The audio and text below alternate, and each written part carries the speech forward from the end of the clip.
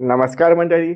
आज आपण थोड्या वेगळ्या विषयावर बोलणार आहोत आणि तो विषय म्हणजे गेल्या अनेक दिवसांपासून चर्चेत असलेला सर्वात मोठा मराठी चित्रपट म्हणजे रितेश देशमुख यांचा राजा शिवाजी. परंतु रिलीज नंतर काही प्रमाणामध्ये चित्र आपल्याला वेगळं पाहायला भेटलं.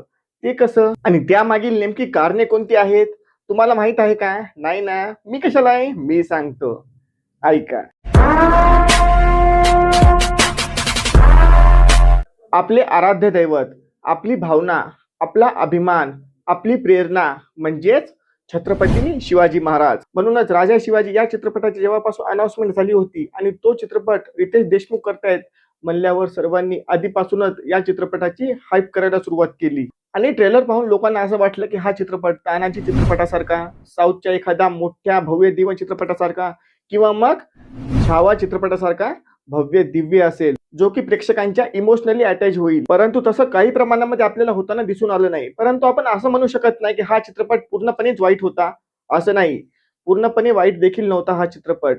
आता काही लोकांना वाटलं की रितेश देशमुख छत्रपती शिवाजी महाराज यांच्या भूमिकेमध्ये तेवढा सूट झाला नाही, तर काही लोकांचं असं देखील मत आहे की चित्रपटाच्या सुरुवातीच्या अर्धा पाऊण तासामध्ये थोडंसं वाटलं आपल्याला की रितेश देशमुख हे छत्रपती शिवाजी महाराजांचा रोल करतायत. परंतु जसा जसा चित्रपट पुढे पुढे सरकत गेला, मग सवय होत गेली बघण्याची. आता काही जण म्हणतात की कलाकारांची मराठी डायलॉग डिलिव्हरी तेवढी काही नॅचरल वाटली नाही.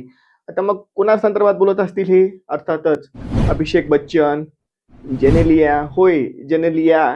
आणि ही डायलॉग डिलिव्हरी नॅचरल नसल्यामुळे काही सीन मध्ये जी इमोशनल कनेक्टिव्हिटी असते ना प्रेक्षकांसोबत, ती काही प्रमाणामध्ये कमी पडली. आणि आजकाल कसं झालंय ना की लोक एवढे हुशार झालेत की टेक्निकल गोष्टींमध्ये सुद्धा लोक चुका काढतायत, जसं की व्हिज्युअल इफेक्ट्स, मग ते सीजीआय, या सर्वच गोष्टी. आता काही युद्धाच्या सीन मध्ये आता ते अॅनिमल्स दाखवले होते बघा, हत्ती, इतरही अनेक प्रकारचे जनावर दाखवले होते. आता ते का ना व्हीएफएक्स नसून थोडे आर्टिफिशियल वाटतायत, असं देखील लोकांची कंप्लेंट आहे. तर काही लोकांनी ऍक्शन सिक्वेन्सवर देखील टीका केलेली आहे की तेवढा असं प्रभावी असं युद्धाचे सीन नव्हते त्यामध्ये. तर काही प्रेक्षक सोशल मीडियावर कमेंट थ्रू असं म्हणत आहेत की स्टोरी चांगली आहे, परंतु एक्झिक्युशन म्हणजेच काय तर प्रेझेंटेशन मध्ये थोडंसं अजून बेटर होऊ शकलं असतं. आता थोडंसं या चित्रपटाच्या रन टाइम बाबतीत बोलूया.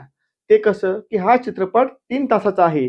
आता ज्यांना इतिहास जाणून घेण्याची इच्छा असते, तसा छत्रपती शिवाजी महाराज यांचा इतिहास सर्वांना जाणून घेण्याची इच्छा असते. परंतु प्रेझेंटेशन मध्ये थोडूसा कमी पडल्यामुळे आणि रन टाइम बऱ्यापैकी जास्त असल्यामुळे, म्हणजे 3 तास 15 मिनिटाचा हा सिनेमा आहे, त्यामुळे काय होतं की लोक ना बोर होऊ लागतात. रितेश देशमुख यांचा छत्रपती शिवाजी महाराज यांच्या जीवनावर आधारित असलेला राजा शिवाजी हा चित्रपटाने मराठी चित्रपटसृष्टीतील अनेक मोठे रेकॉर्ड तोडलेले आहेत.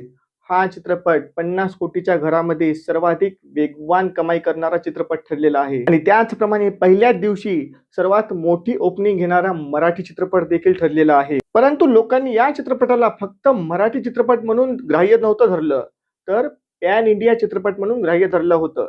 जसं की तमिळ असू, हिंदी असू किंवा मग आपला मराठी फिल्म लाईन असू. आणि तिथेच या चित्रपटाकडे बघण्याचा दृष्टिकोन बदलला आणि त्यामुळे लोक या चित्रपटाला जज करू लागले. आता सध्याची कंडिशन बघायची झाली तर राजा शिवाजी हा चित्रपट बॉक्स ऑफिसवर चांगल्या प्रकारे धुमाकूळ घालत आहे. आणि उरला प्रश्न मला कसं वाटते पर्सनली, तर खरंच मला मनापासून हा चित्रपट आवडलेला आहे, त्या बाबतीत काहीच शंका नाही.